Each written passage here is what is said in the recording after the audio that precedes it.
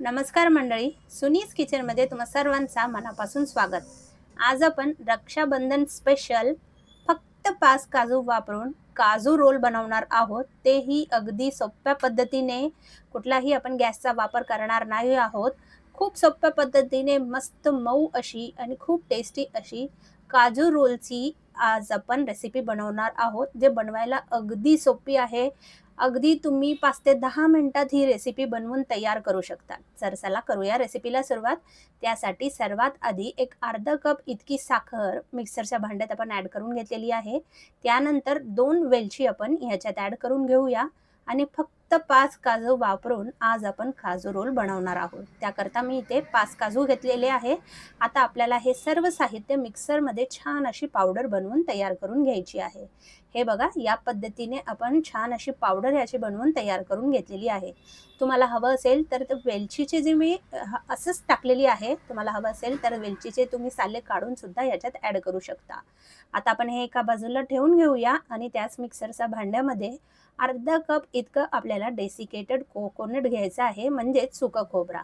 तुम्हाला हवं असेल तर जे वाटी असते खोबऱ्याची ती तुम्ही घरी किसून सुद्धा घेऊ शकता किंवा असं रेडीमेड जे मिळतं तेही सुद्धा घेऊ शकता. आता ह्याची सुद्धा छान अशी बारीक आपल्याला पावडर मिक्सरमध्ये वाटून घ्यायची आहे. अगदी मी भरड जे असते डेसिकेटेड कोकोनटची असते ते घेतलेली होती, पण याला थोडंसं फिरवून घेतलं की मस्त मऊ होते.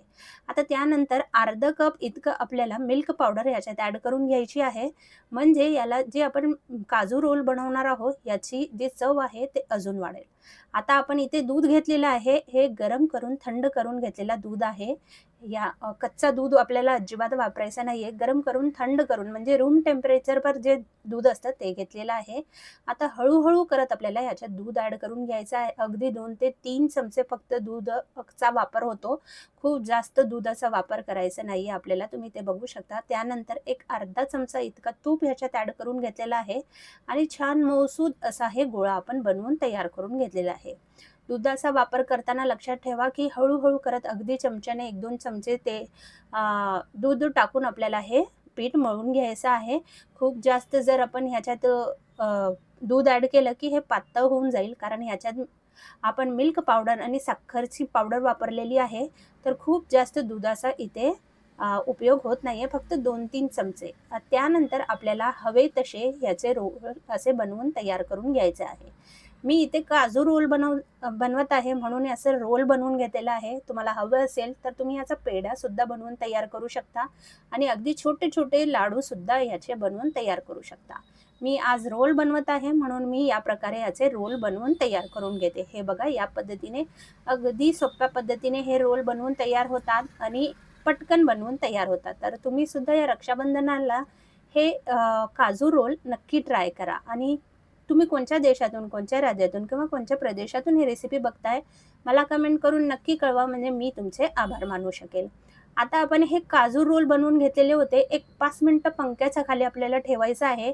कारण ह्याचं जे पीठ आहे ते मऊसूद असतो, म्हणून थोडंसं पंख्याचा हवा लागलं, की हे थोडंसं घट्टसर होतं, म्हणजे अगदी सेट होतं आपले रोल. त्यानंतर आता तुमच्या आवडीप्रमाणे तुम्ही याला सजवून घेऊ शकता. मी इथे पिस्त्याचे अगदी बारीक काप केलेले होते. याने याला सजवून घेत आहे. तुम्हाला हवं असेल तर ते चांदीचं वर्क असतं ते सुद्धा तुम्ही याच्यावर लावू शकता. इथे मी काजू जे आपले पिस्ता आहे ते आणि सुके आपले जे गुळावाचे पाकळे आहे याच्याने इथे सजवून घेत आहे. दिसायला अगदी सुंदर आणि पटकन बनवून तयार होणारी अगदी 5 काजू वापरून आपण हे काजू रोल बनवलेले आहे. खूप जास्त काजूचा सुद्धा आपण वापर केलेला नाहीये. तुम्ही बघू शकता, खूप सोपी रेसिपी आहे मंडळी. अगदी रक्षाबंधनाच्या दिवशी सुद्धा तुम्ही हे बनवून तयार करू शकता.